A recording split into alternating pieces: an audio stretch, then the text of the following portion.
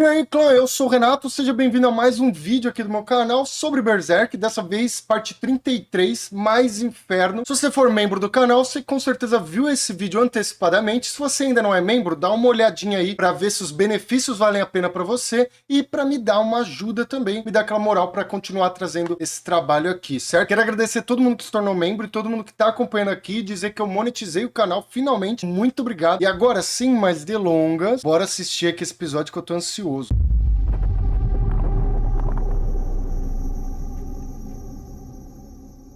Doideira. Continuem sendo comidos. Vixe. Todos aqueles que me perseguiram. Derretam. Desapareçam. Cara. Tudo em meu mundo irá desaparecer. Consegue escutar, bebê? O último momento. O povo Cara, corre- nem fudendo. Será que o bebê vai virar o Grift, mano? Acabei de ter esse insight aqui, porque parece que ele tá se formando, né? Ele era todo fetúliozinho. Não é possível. ia em polvorosa para o portão do mosteiro, crentes de que lá seria o único lugar seguro. Cara, Mas- essa palavra aqui é muito interessante, muito simbólica dele usar. Crentes de que lá, né, tal. E essa galera toda, elas são crentes em algo, né? Elas fugiram de um mundo totalmente caótico e amaldiçoado, basicamente, pra esse lugar, porque elas acreditavam que esse lugar traria salvação pra elas. E no fim trouxe desespero também. E agora com o fim chegando, toda essa merda chegando aí, o monstro e tal, elas têm que se agarrar àquilo, aquela tábua de salvação que elas têm, que é a torre lá, o símbolo mais puro, né? Essa crença, essa religião delas vai de encontro a isso.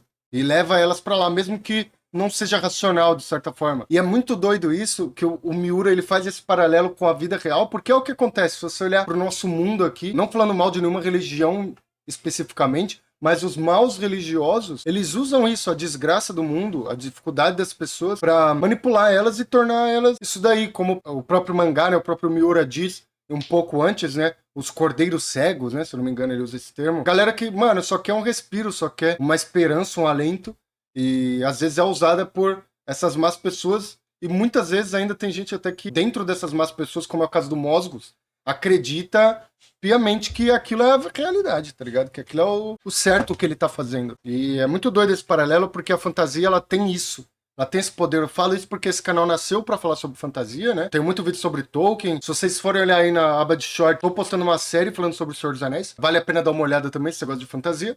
E a fantasia tem esse papel de falar sobre a nossa realidade de forma lúdica, de forma mais subjetiva e tal. E isso é muito legal, é muito importante. E o Miura trabalha muito, ele usa muito isso. Mas de lá também saía mais pedaços do monstro de sangue. Então, eles precisariam dar a volta e entrar pelo outro portão, onde estava Azan e os cavaleiros. Ah, o Azan, gosto muito ainda dele, enfrentando os homens beatificados. Espero que ele tenha mais Os soldados papel diziam importante. que teriam que fazer como o povo, fugir para dentro da torre. Mas Azan os diz para não recuarem ainda, para deixarem o máximo de pessoas entrarem primeiro. Mas nesse momento, o portão estava se fechando. Caralho. Azan grita que ainda haviam mulheres e crianças para entrar, mas de nada adianta. Cara. Enquanto isso, Vou dar mais um pause aqui. Teve muita gente comentando que gosta de acompanhar aqui por conta dos meus comentários, né? Desculpa aí por estar pausando tanto, mas para essas pessoas acho que é legal. O Azan, ele representa um tipo de pessoa que realmente parece que ele acredita no que ele tá defendendo. Ele não é um cara ruim. Ele acha que ele tá fazendo o que é certo e ele é um cara honrado. Então, isso mostra, ele tá na frente, ele tá na linha de frente ali, querendo salvar o povo. E aqui ele tem um choque, porque a galera que deveria estar defendendo o povo também tá fechando o portão. Nina caminhava pela rua, usando uma vassoura de muleta. Cara, Mas achei que havia ela tava torcido o varrendo. tornozelo.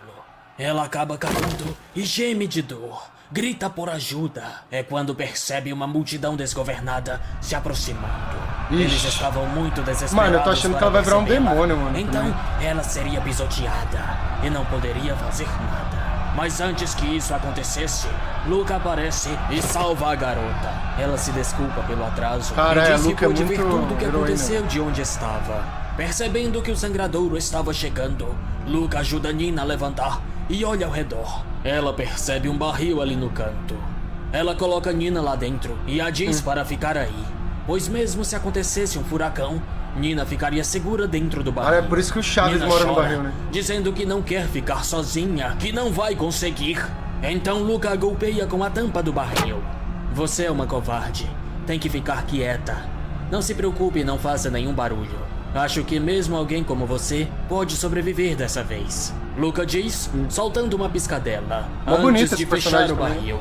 Quando ela olha para o lado, percebe que o monstro de sangue estava próximo.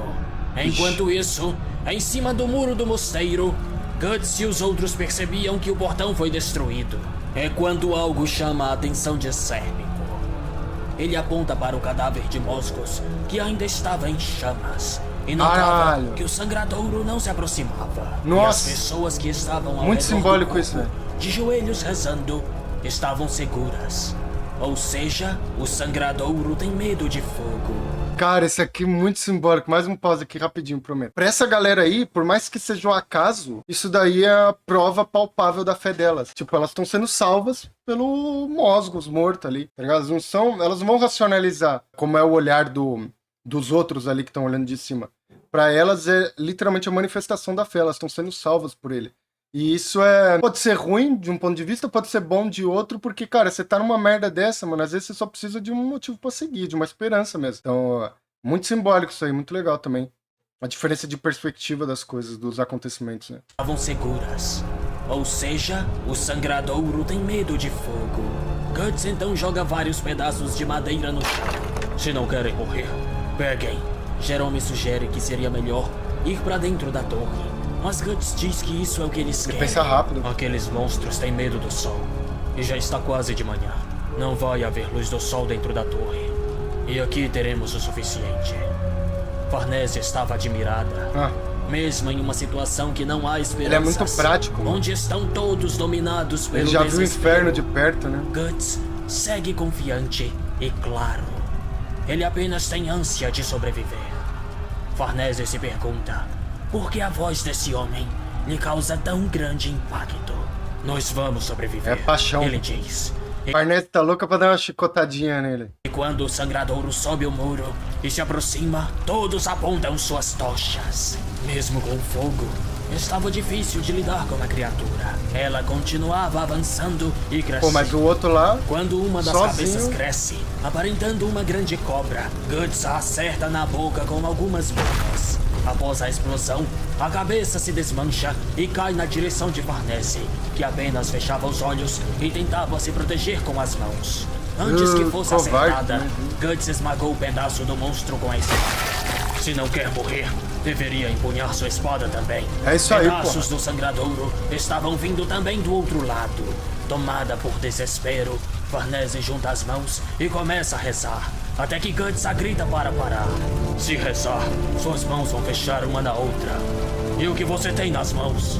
Farnese fica em silêncio. Desfaz a posição de oração, aponta a tocha para a frente e se junta à luta. Enquanto isso...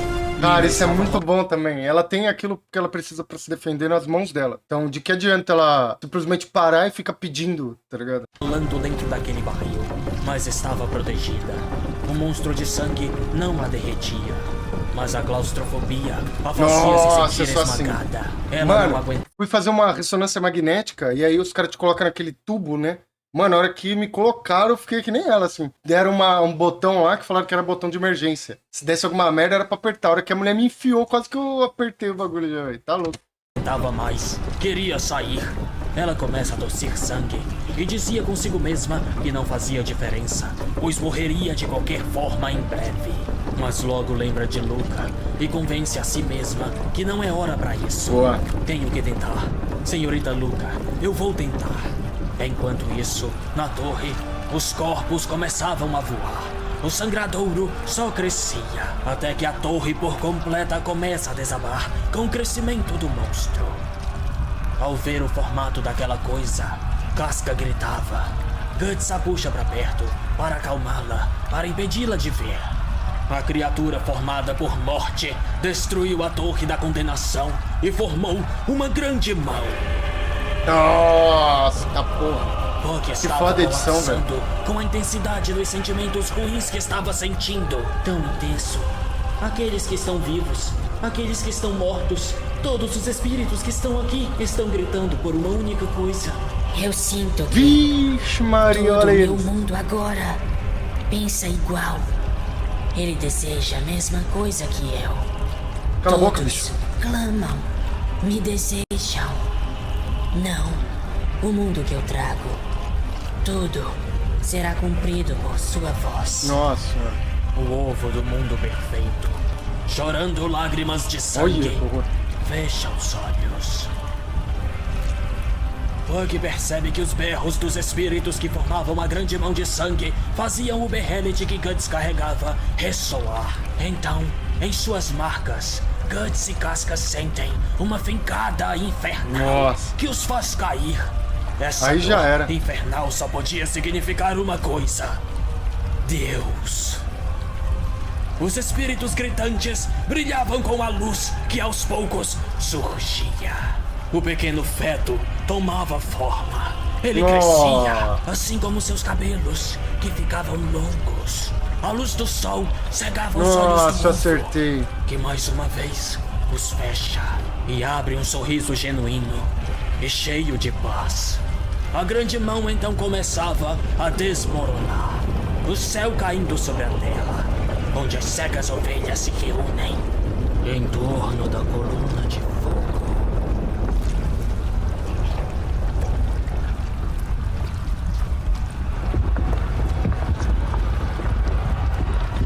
E agora? Caralho.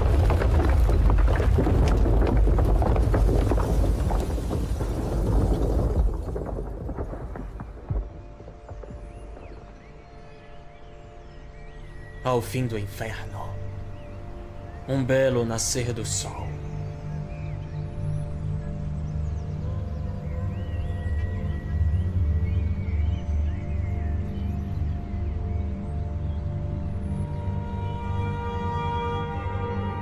Acabou? Ah, vai ter mais coisa aqui. Aproveitando para agradecer meus membros também aqui do canal, se você quiser me ajudar, pode se tornar membro. Outra coisa, eu vou deixar aqui no primeiro comentário fixado o link de afiliado aqui do meu canal. Se você quiser comprar alguma coisa na Amazon, um mangá, um livro, qualquer coisa do gênero, você pode usar meu link que você não vai pagar nada mais, mas vai vir uma partezinha para mim, bem pequena, mas uma partezinha relevante que vai ajudar a manter aqui o meu trabalho. Então, se você for comprar alguma coisa, dá uma olhada aí no link, usa ele para me dar essa força também.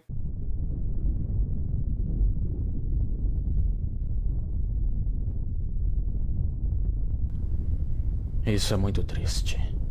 Não sobrou ninguém da torre. É um milagre que ainda estejamos vivos. Em uma noite, os monstros e a torre se foram. Isso não é um sonho, né? Ué. Questionava-se Jerome. Casca começava a tremer de frio. Então Guts a cobriu com seu sobretudo. Nina saiu foi? do barril, pasma por ter sobrevivido. Puck, Isidro e Jerome a percebem e vão até ela, que começa a chamar por Luca. Ela pede que, por favor, encontrem Luca. Jerome pede que Nina explique melhor, e ela revela que foi Luca quem a colocou no barril, e depois não sabe o que aconteceu. Eles então começam a gritar pelo nome da mulher, mas não havia resposta. Nina já começa a chorar, mas uma voz, vinda de um fosso de água, gritava: "Tô aqui." Caralho, a Foi menina é lá muito que Lucas sobrevivente escondeu. também, né? E tremendo de frio, ela pede que a puxem pra cima. Quando ela volta para a superfície, ela diz que esse era o único lugar onde podia se esconder. Então foi logo pulando sem nem pensar. Depois ela se desculpa por ter preocupado Jerome, que envergonhado diz que não foi nada. Quando ele estava para abraçar a mulher, Nina é mais rápida e ele fica lá com cara de bunda, enquanto Puck fica o empurrando como se dissesse dá um tempo. Nina chorava e Luca comemora que ela sobreviveu. Parece que todos tivemos um pouquinho de sorte, ela brinca. De repente, Guts percebe algo se aproximando. Vários bastões são fincados no chão, próximos do grupo. Todos olham para os lados, procurando de onde veio esse ataque. Até que, atravessando a poeira, eles se aproximam. Os batedores Kushans. Ô, os cuchão Guts aí, fica à mano. frente de Casca e segura o punho da espada. Então, em destroços mais elevados, aparece Silate e os 4 homens robustos e carecas que o acompanhavam. Espadachim Caralho. negro. Ele é o cara? Um dos carecas pergunta. Silat diz não ter certeza. De acordo com as palavras divinas, algo aconteceu aqui. Embora seja tão repentino e difícil de acreditar, aqueles são os sobreviventes da catástrofe. Acredito que a pessoa que estamos procurando esteja entre eles. Silat então levanta a mão e ordena que prendem todos os sobreviventes e não tirem os olhos daquele homem. Casca, Nina, Luca e Farnese são enlaçadas e cada ponta da corda é segurada por um Kushan. Mas um deles logo tem sua cabeça esmagada por uma clava. Como se atreve a usar donzelas como refém, seu filho de uma égua? Quem disse isso foi Azan. Ele ainda está vivo. Sérpico pergunta como ele conseguiu sobreviver, e ele diz que conta os detalhes mais tarde. Ele logo percebe Guts lutando como se estivesse ao lado de Farnese. Parece que perdi muita coisa. Todos se preparavam para o ataque dos Kushans, mas algo estranho acontece. O local começa a tremer, e Nosferatu Zod atravessa um dos destroços da torre.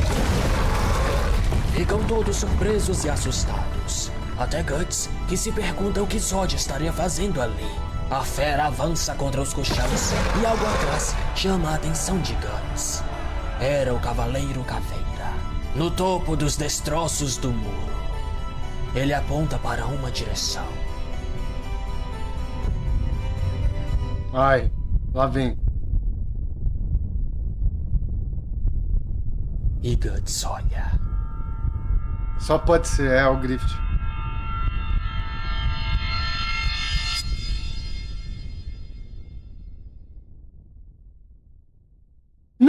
Não acaba. Clã, esse episódio eu falei pra caramba. Peço pra vocês me seguirem no Instagram também. Depois de tudo que eu já pedi, só mais uma coisinha aí.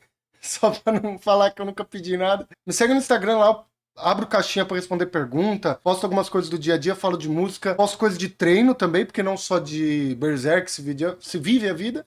Então, ó, me segue no Instagram e me dá essa força também. É isso, se inscreve no canal e já já sai mais vídeo aí pra vocês. Falou!